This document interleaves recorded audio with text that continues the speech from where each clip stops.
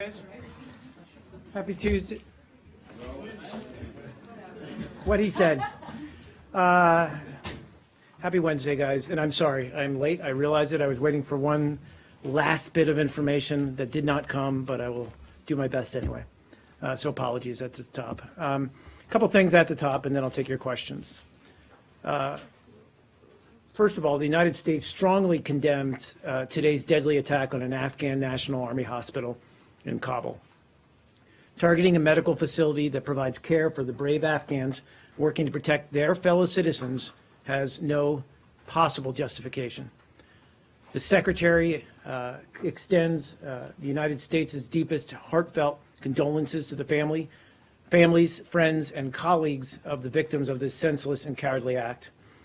I would also note that the Secretary was focused on the safety and security of U.S. citizens who may have been affected, including our own personnel. I can confirm at this point that we have full Chief of Mission accountability following this attack. That means they're all safe too, though, right? Correct. Wanted to note as well that today Assistant Secretary Brownfield is wrapping up a trip to two key Latin American partner nations, Guatemala and Colombia. In Guatemala, he focused on counter-narcotics as well as corrections reform, a crucial piece of that country's effort to reduce gang violence, taking part in the opening of a new prison, which will serve as a model for effective corrections moving forward. In Colombia, Assistant Secretary Brownfield also met with senior government officials to strategize on our joint counter-narcotics approach in the face of worrying increases in Colombian coca cultivation and cocaine production. And also I wanted to note that this week at the State Department, PEPFAR is holding the third of three management meetings in order to plan its fiscal year operational plans, fiscal year 2017. These are annual work plans that guide PEPFAR's efforts to save and improve the lives of men, women, and children living with and affected by HIV/AIDS in high-burden countries. PEPFAR is driven by a commitment to excellence, achieving greater results and impact in a budget-neutral environment by using data, finding efficiencies, and leveraging partnerships. And along with an increased focus on transparency, PEPFAR's approach makes it a cost-effective model for foreign assistance programs everywhere. Matt? I'm sorry, that thing about Bill Brownfield? Yes, sir. He attended the ribbon cutting for a prison? Is that what you said? That's correct, yes. It was the opening of a new prison. I don't know if it was an actual ribbon cutting, but it was an opening of a new prison In Latin, in Guatemala. does the U.S. have something to do with this prison? So we've been working with Guatemalan authorities on judicial reforms, on police reforms, on security reforms built around counter narcotics. So there's But also, the other piece of this is that Guatemala is plagued in particular by gang violence. No, I understand that, but I'm just, did you I don't guys know that help we had, pay for no, I it? don't believe we had any, although I'll double check on that, I don't believe we had any He's not going to get in the habit assistance of to, going no. to prison openings around. Okay, all right. Listen, I had just a couple of things. Although, if What? it highlights the good work that Guatemala is doing with respect to prison reform, of course we will. Okay. Sure. Were you able to get an answer to my question on the Palestinian aid review, that money from yesterday? Yes, at least I hope so. So as you noted yesterday, this was a last-minute action by the previous administration that remains under review and consideration. But your question specifically yesterday was, I think, the total amount? Well, it was Or- both. yeah. Whether the review is still on. It's still Where ongoing. is the money? It's still ongoing. So 220.3 million that was released was for West Bank programs such as water, infrastructure, education, renewable energy, civil society, municipal governance, and the rule of law, as well as Gaza recovery. And a smaller amount was to go directly to Israeli creditors of the Palestinian Authority, as well as East Jerusalem hospitals. None of the funding was to go directly to the Palestinian Authority. Whether this money has been released, it's my understanding that the money has been released. Okay, so the review was concluded and it determined that there was no. I have here that it remains under review, but I believe the money has been released, so I don't know. Well, can you double check? I'll double check on that, All right, sure. and then somewhat related to this, the course. Secretary met today with Defense Minister Lieberman of Correct. Israel. Can you offer us any details of that meeting? Specifically, the Israeli officials are saying that Minister Lieberman asked Secretary Tillerson to review the U.S. role in the Human Rights Commission, the UN Human Rights Commission, as well as its funding of UNRWA, the Palestinian Aid Agency. Is that correct? And whether or not you can say whether this was raised, is the administration reviewing those two things? So I can confirm that he did meet earlier today with Minister of Defense for Israel, Lieberman, here at the department. It was a private meeting.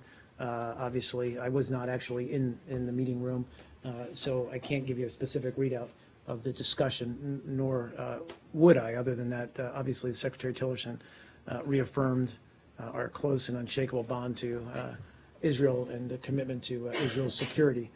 With respect to your question about the Human Rights Council, Yeah, I know that Yeah. came up yesterday, Yeah. but I didn't. It did, It's in and a different, it's in a different context now, and it's also combined with UNRWA. So I'm wondering, is the Yeah. administration reviewing its participation slash funding for either of these organizations? well, with respect to the Human Rights Council, I think we talked about it yesterday.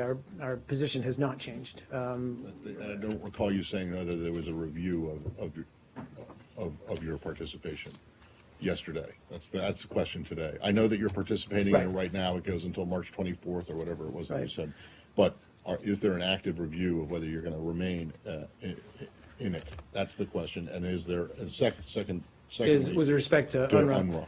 Well, let me start with UNRWA. UNRWA is obviously something we've had, and we've been very vocal about our concerns, given some of the allegations made about UNRWA's rather, some of UNRWA's programs and how it's spent or used some of its funding. I don't know if I would categorize that as a review, but we certainly made those concerns clear to UNRWA's leadership. With respect to the Human Rights Council, I'm not aware of any review at this time. We're engaged. We're there at the council meeting today, and we're going to remain focused on our agenda. All right, and then Yep. the last one is, did you have an answer, or do you have a reaction to this new Israeli law that would ban people who support BDS from entering the country? I mean, look, Matt, and we've talked about this law even before it was actually voted on and passed. Refer you to Israel to talk about its law. Yeah, but you don't have any concerns, or is it, I mean, when I remember asking during the last administration what your position was on this, I think that you had a bit of a firmer answer, but We said, at the same time pointing out that a sovereign country can decide who it wants to. Yeah, I mean, I'm Let nodding into in its agreement with country. you. Look, our strong position, opposition to boycotts and sanctions of the state of Israel remains firmly in place and is well known. But as a general principle, we value freedom of expression, even in cases where we don't agree with the political views espoused. That said, as you noted, that's Israel's sovereign decision to make.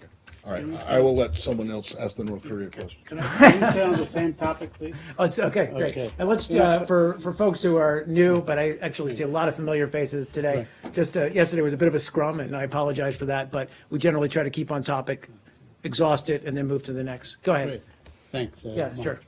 On the ban, the Israeli ban, it also, it includes the Palestinian Americans who go to their homes and towns in the West Bank, not only in the Green Line where Israel is. So you don't have a position on this. They are not going to Israel. And, I can understand Israel exercising sovereignty over its territory, but these people are going to the West Bank. They're including Palestinian Americans that regularly go there. So you don't have a position on this if they are turned back from the airport? Well, again, I think I've stated what our position would be on this, which is that, while we oppose boycotts and sanctions of the State of Israel, we also support firmly freedom of expression. That said, this is a sovereign decision for Israel to make regarding its borders. And we've been through this before, Said. I'm not trying to say I'm happy to discuss it again, but I'd refer you to them to justify, but I'd refer you to them to rationalize and give perspective to why they passed this legislation. Okay, let me Yep. just move on Yep. Lieberman. Yep. Sure thing. Today of the meeting.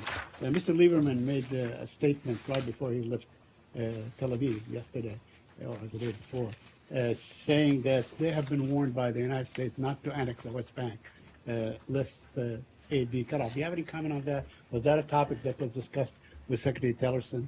Again, I wasn't in the meeting, but what I can say about that is President Trump's, in fact, made clear that he's committed to working with Israel and Palestinians on a comprehensive peace deal that will allow both sides to live in peace and security they deserve. The administration needs to have the chance to fully consult with all parties on the way forward, and that process is just getting started. But again, to quote the president, he'd like to see a level of reasonableness on the part of both parties with respect to the way forward. And my last question, I promise, on this issue. Today being the International Women's Day, there remains dozens of Palestinian women underage in Israeli prisons that have been, detained under administrative detention, which is, internationally illegal and so on. Do you have any comment on that? Well, I mean, look, Saeed, we've talked about this before as well. We respect Israel's right to ensure the security of its people. We respect its judicial system. We respect the integrity of its democratic institutions. We've always said, though, that in taking actions, regardless of whether it's out of security or whatever legal actions they take against Palestinians, that they do so always acting with restraint and with respect to the dignity of these individuals. I'm not particularly aware of the example that you brought up, but certainly I think that would fall into that rubric. Can we look to Syria? Yeah. The White House has made clear that they want to look at potential cuts to all foreign aid. Does that include money that the U.S. gives to Israel? Not going to necessarily say this country or that country. I think what I said yesterday was that Secretary Tillerson, when he's looking at, and I think at the start of a new administration, it's appropriate time to do such a thing, but when he's looking at how we're spending assistance, while seeing the value of that assistance, he's assessing. He's assessing which countries are receiving, how much assistance they're receiving, and whether that's appropriate. So I think that's across the board. It applies to everyone at this point. So the money that you give to Israel is under review, right? I think it's safe to say, that he's looking, we're taking a universal look at how our assistance dollars are. This is American taxpayer dollars, and we're mindful of that. And what's the time frame for that review? Fair question. I think it's in respect to the budget cycle, so we're still in somewhat early days in the budget cycle, but it would be obviously aligned with that because we're looking at But he hasn't budget set numbers. his own, 2-week or whatever Not that I'm time aware frame of, on no. it or something like that. Okay. Let's, are we done with, where were we? Israel? Yeah, we kind of morphed in the budget, but go ahead. So can we move to Syria, or you want to? This is only loosely related Okay. to Israel, but Sure. it sort of follows a little bit. So given Sure. the respect for sovereignty that you just espoused, does that mean does that translate into your having no issues with the Christian Charity being booted out of India and Mercy Corps being deregistered in Turkey? So you're right, and you're talking about two particular cases, and I would like to address those. You're talking about the closure of Compassion International in India. While I'd refer you to Compassion, the Compassion International for specifics about this action, we of course are committed to the health and vibrancy of civil society. and we strongly advocate for strong civil society and organizations that are working in that sphere around the world. I think unfortunately, we've seen over the past couple of years, a number of foreign-funded NGOs in India that have encountered significant challenges in continuing their operations. And we believe it's imperative that all parties work transparently and cooperatively in a way that obviously respects India's laws, but also encourages a transparent process. And these are views that we've made clear to the Indian government. I think in general, the same answer applies with respect to Mercy Corps, which was deregistered in Turkey. And we're in contact with Mercy Corps, both in Turkey and the United States. Mercy Corps is a valuable partner. It provides critical humanitarian assistance to Syrian refugees in Turkey and the region. And as all of us are aware, Turkey has seen an enormous influx of refugees from Syria. So this is an organization that directly assists those individuals and those families. And our embassy in Ankara continues to engage with Turkish officials on this matter. We've also informed the government of Turkey of our concerns regarding Mercy Corps' closure and the impact it's going to have on their ability to provide, as I said, the critical humanitarian assistance that's You needed. question that they have the right to close them down? Well, again, look, how I would phrase that is just exactly how I put it with respect to India, that these are, we think that these are NGOs that are operating in what we'd like to see as a healthy civil society. These NGOs do valuable work overseas. Certainly, these countries and governments have their own reasons for the laws they pass, but we believe it should be transparent and clear why they're shutting down these organizations. We can stand India. What's that? I'm sorry. Why they're shutting down these organizations? Well, again, with respect to So the you wouldn't situation have in an India issue with it? compassion. What? You wouldn't have an issue with it if they explained it fully? It So, sounds like you're expressing great concern for Syrian refugees, which is one thing. But well, we are, and Mercy Corps is working Yeah, in that but- sphere. Right, but I think we'd like to see, sorry, Matt, just to continue, I think we'd like to see the rationale behind clearly explained, because we believe that both these organizations are doing good work. my question was then, you don't believe that it has been clearly explained, the rationale? has Correct. been- Okay. Yeah. Sorry. Yeah, One follow-up and one question. The follow-up is that you just mentioned that over the years, last few years, you have been talking to or reaching out to the Indian government. Have you got any reply back from the Indian government about what is going on with this NGO closures? well, I'm not going to necessarily speak to the substance of our diplomatic conversations with India, but I think we're concerned. I mean, when we see, like I said, a group like Compassion International, which we believe is working and doing important work in India, and is closed down, that it's a matter of concern. But certainly we'll raise that with the Indian government. I mean, look, one of the good things about our strong bilateral relations with India is that we can talk about these kinds of issues. And the question is about the Kansas governor has written a letter to the Indian Prime Minister, and he has, expressed his condolences to them and talked about the death. But he also has said that Kansas is a hospitable, welcoming place for Indians. So anything from the U.S. government or the State Department on this subject? Any way you are trying to help the widow settle back? Anything on this subject you have? So with respect to the governor of Kansas's letter, I'd have to obviously refer you to his office to speak to the substance of it. But certainly, I think we've spoken out both at the White House, and I know Secretary Tillerson has made clear to his counterparts, our condolences over these killings. They are, it's important to note, still under investigation by local law enforcement And we're waiting to see the results of those investigations. So I don't really want to speak to what may or may not have been the motivation behind these killings, but certainly we share in the sorrow of the families and loved ones of these victims. Is there anywhere With respect to the widow, I'm sorry, I just Yeah, am not aware yeah. of that, so I'd have to take that question and see if we're able to offer any assistance to her.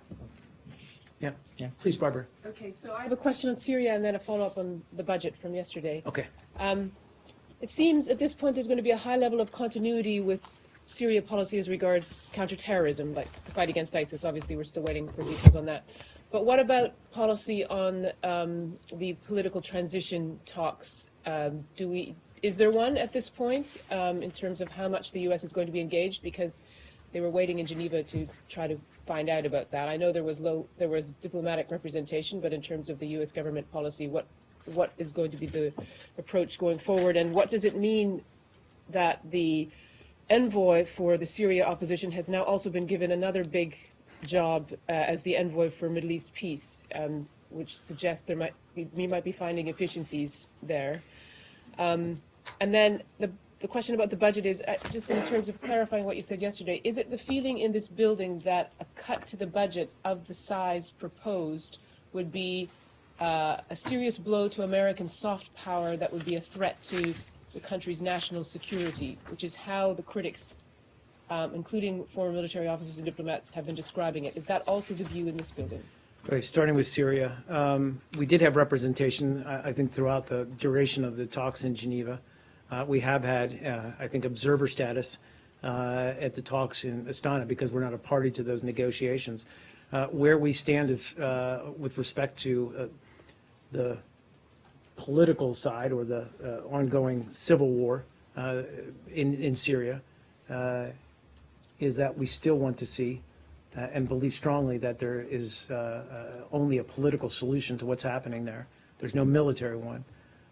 And we firmly support UN efforts to broker a political process.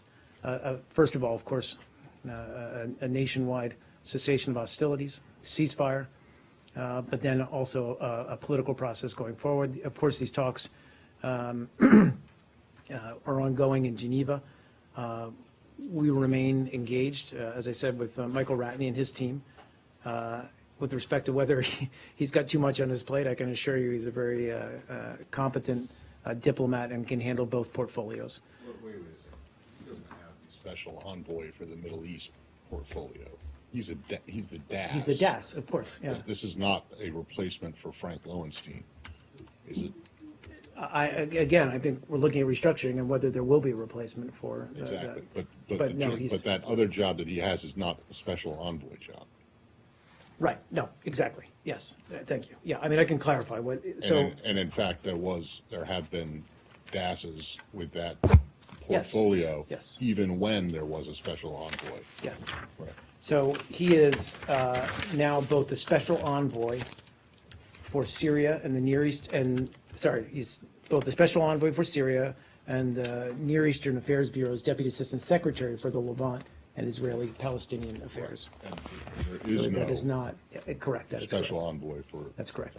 And then finally so with respect to Syria, So your position in terms of wanting a political solution is the same, but in terms of the policy of how you're going to engage in the future, has that been sorted? well, I think we're still Where looking are at the way forward and how we might change our approach, look at new ways. But the essential goal is the same, which is we need to see a political process that results in a political transition, a peaceful political transition in Syria. That remains the challenge, and it's a formidable one. And obviously, that needs to be preceded by some kind of nationwide, or at least credible, cessation of hostilities on the ground. We've been supportive of current efforts, even though we're not involved, to obtain that kind of ceasefire on the ground. Currently, that's being worked through by Turkey and Russia in Astana. But we also, again, the basic precepts remain. We want to see access to communities that have been besieged so we can provide humanitarian assistance. We want to see a cessation of hostilities, and then we want to see a political process. With respect to the budget, sorry, I apologize. Your question on the budget, Barbara, was quickly? Does this building also see a significant cut to the budget as a threat Oh, to right. soft power and a national security Again, threat? I think we're looking, as I said yesterday, we're still in early days with respect to the budget. I'm not going to speak to any figures that were out there with respect to the cuts that may or may not be in play for the State Department, because all of that is being discussed right now as part of the budget process. I think what I said yesterday still holds, which is that Secretary Tillerson is resolved to ensure that this building, that its missions, embassies, and consulates overseas have the necessary resources to carry out their mission. Syria, yeah, let's go. Not in Syria? Syria. Yep. The first time you said a political solution, the second time you said transition. Can you clarify what? Sure, the Trump sure, administration's views on and very this quickly are? here. So what I meant by that was to say that we've long said, there's no military solution. Look, to what's happening in Syria, what we need is and the UN has laid out what would be a political process that would lead to a peaceful political transition to hopefully a democratic government. Does the new administration believe that Bashar Assad could play a role in that new government, or?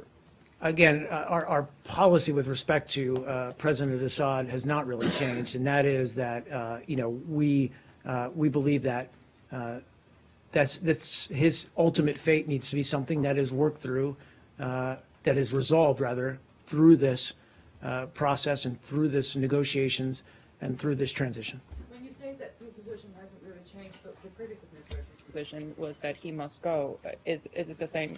But I now? qualified Is it by the same? saying that also that we're looking at, as I said, made clear on a wide spectrum of issues, new approaches, new ideas, new ways of looking at. But I said the basic precepts remain the same, which is that, we still got a very complicated situation, a conflict on the ground in Syria, and we're looking at ways that we can effectively resolve it, put a durable ceasefire in place, and then move towards political negotiations. We're still supportive of the UN process that's leading that effort. Michelle, no, I said, and we've said this before, Saeed, we said that President Assad, the United States, believe he's, that he's not valid as the president of Syria. But look, this has evolved. And that is, and our current position is that the fate of President Assad is something that needs to be worked out by the parties through political negotiations. Michelle, Mark, quickly. the U.S., Turkey, Russia chiefs of staff meetings have concluded in Turkey. Do you have any readout for these meetings? I do. Hold on 1 second, please. And I have a follow-up too, please. Got to wade through I do have something on that. Just give me a moment.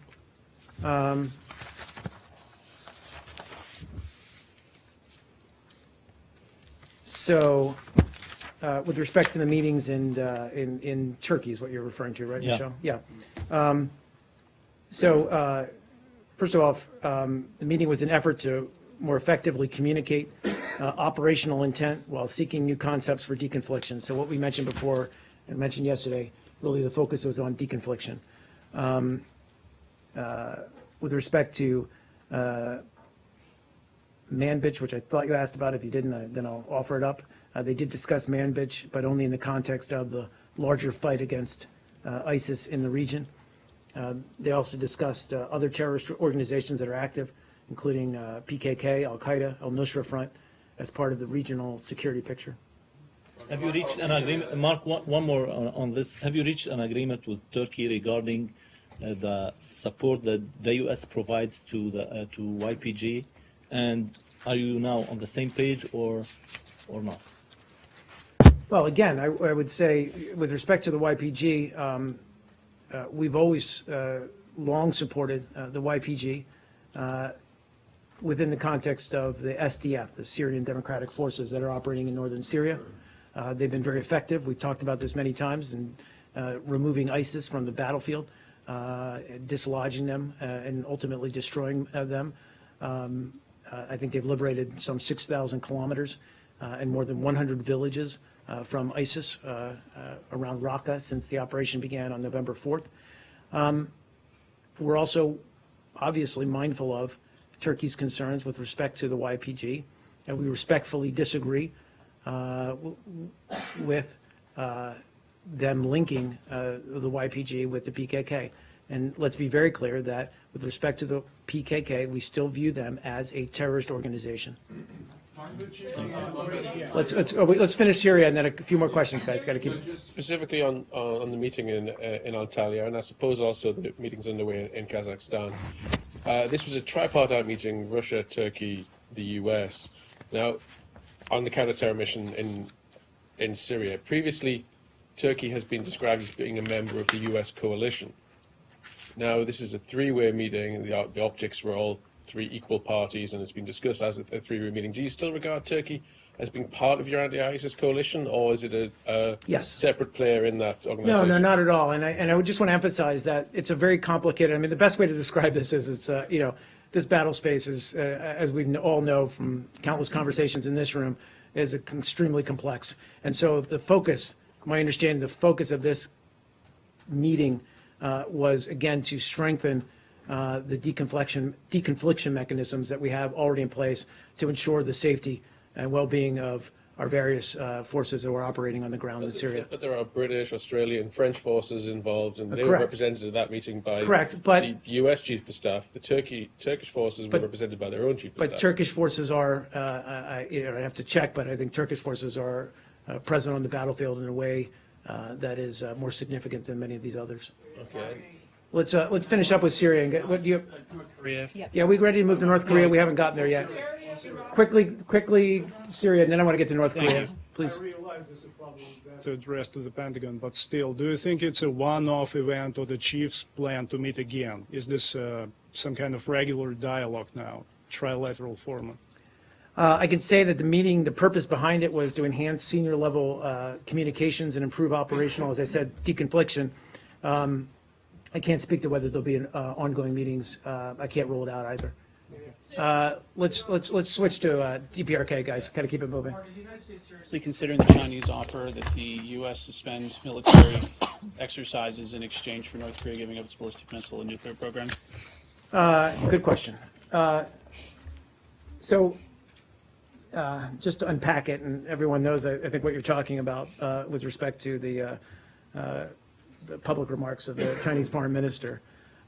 Look, we remain open to dialogue with North Korea with the aim of returning to credible and authentic negotiations on the denuclearization of the Korean Peninsula. But, and I'll be very clear about this, the onus is on North Korea to take meaningful actions toward denuclearization and refrain from provocations. So to be very clear here, our joint military exercises are transparent, they're defense-oriented, and have been carried out regularly and openly under the Combined Forces Command for going on 40 years. And they're designed to increase readiness and defend the Republic of Korea, protect the region, maintain stability in the Korean Peninsula, and they're also a demonstration of U.S. commitment to the alliance. In contrast to this, North Korea has in 2006 alone, 16 rather, alone, carried out 2 nuclear tests and 24 ballistic missile tests, all in violation of international law. So the U.S. believes it's the onus is on the North Koreans to act first and won't give any concession unless the North Koreans do. What I want to make clear is that, this is apples and oranges. This is not, what we're doing in terms of our defense cooperation with South Korea is in no way comparable to the blatant disregard that North Korea has shown with respect to international law and international concerns repeatedly about its nuclear weapons program. And excuse me, and frankly, the world needs to understand this isn't about the U.S. and North Korea. I mean, the world, certainly the region, but the world is threatened by North Korea's actions, and every nation needs to look at how we can better respond. Is North Korea capable of credible and authentic, do you believe, the current government of North Korea? We haven't seen it thus far. Michelle, is this still on DPRK? Yeah, Great, it is. okay. Thanks. So Ambassador Haley Yep. said today that we're not dealing with a rational person here. Is it the U.S.'s position that Kim Jong-un is not sane or not rational, or are those things two different states of being? I think the point she was making, and I hesitate to speak for her, but she did speak very articulately, and coming out of UN Security Council consultations earlier today on DPRK. I think the point there is that North Korea's behavior has not been rational, and efforts up till today, whether it's six-party talks, whether it's sanctions, all of the efforts that we have taken thus far to attempt to persuade North Korea to, again, engage in meaningful negotiations have fallen short, to be honest. So we need to look at new ways to convince them, to persuade them that it's in their interest. So what do you make of China's suggestion, throwing something out there and then saying that this seems to be heading for some kind of a collision?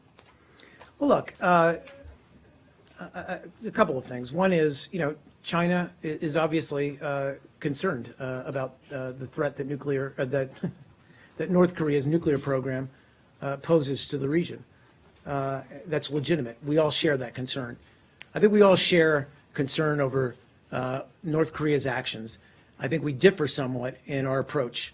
But I also think that's going to be obviously front and center on Secretary Tillerson's trip to the region next week.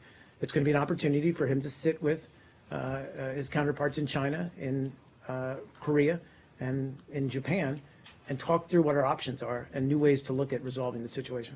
Thanks. Well, let's stay on North Korea, and then I promise I'll get to you. Last couple questions back here, and then I really do need to run. Please. The U.S. is willing to consider dialogue with the North.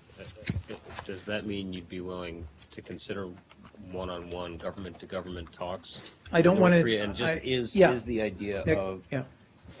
Suspending these drills something that's on the table?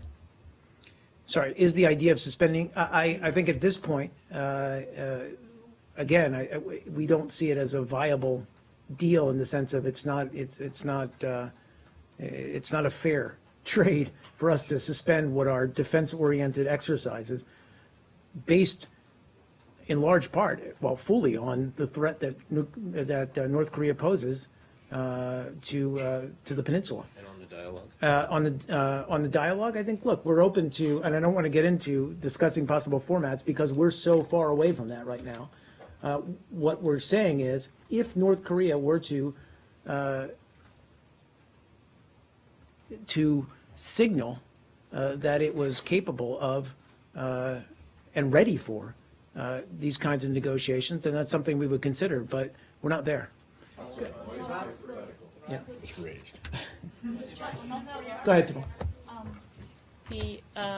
Can you confirm the authenticity of the video by the son, by the Kim Jong-nam? We're aware of the video, but we can't confirm its authenticity at this point in time. The group who helps to release the video says the countries, including Japan, United States, China, and Netherlands, help to provide the emergency humanitarian assistance to the son. Can you? I wouldn't speak to that in any case. Thanks. Let's do a couple Russia questions. Are we done with North Korea? North Korea. Okay, North Korea there, and then I'll take last one on, and then Russia. So boom, boom, boom. Please. Thank you, Mark. A Chinese foreign minister yesterday, he still complained that that's a wrong choice to deploy the THAAD in the South Korea. So from your point of view, is again, I think choice? sorry, I don't mean to talk over you. I made very clear yesterday, the reason we're undertaking the deployment of THAAD with the consent of the Republic of Korea is out of our concern that North Korea's nuclear program poses for the peninsula. It is clearly not aimed at, in any way, shape, or form, China. It is a defensive system. We've made that very clear, and we'll continue to make that clear with China going forward. Very quickly, we're switching the subject to, I assume, Syria, or? Yes, Syria. A delegation of the Kurdish National Council of Syria was in Washington last week and met with State Department officials, including Brett McGurk. Do you have a readout on that meeting? Not sure that I do. I'll take that and get back to you, okay? We'll get Okay, back to you offline. Yeah, could I please ask go ahead, about one the more. PKK and Sinjar then? There's been clashes between. We believe our position on PKK and Sinjar remains the same. We don't believe they should be there. One more on Russia. We now know that Russia's deployed a land-based cruise missile that violates the spirit of the intent of the Arms Control Treaty. Does the State Department have a reaction to that, and has Tillerson reached out to Lavrov to talk about it? And I have a follow-up. Sure. So the United States obviously takes seriously its international commitments and arms control obligations. And I think what you're referring to is something we detailed most recently in the 2016 compliance report, which is that we believe the Russian Federation remains in violation of its INF, Intermediate Nuclear Forces, treaty obligations, not to possess, produce, or flight test a ground-launched cruise missile with a range capability of 500 to 5,500 kilometers, or to possess or produce launchers of such missiles. I'm not going to comment beyond that because it gets into intelligence matters, but we do believe they're in violation. And has the Secretary reached out to anyone? We have conveyed that. I'm not sure that the Secretary himself has conveyed that, but they're quite clear that of our concerns. Just because in his confirmation hearing, Tillerson, referred to having an open dialogue, frank dialogue with Russia. So how is he following through on that? Sure. If we're not seeing reaction from Well, him on a Well, again, provocative I'm not aware that it came up. I'm just in the bilat he had with Foreign Minister Lavrov specifically. I can't speak beyond that, whether it's come up. But I do know that it has been conveyed by other means, by other officials. That's it, guys. Sorry. That's it. Thank you. Thanks, guys. We off?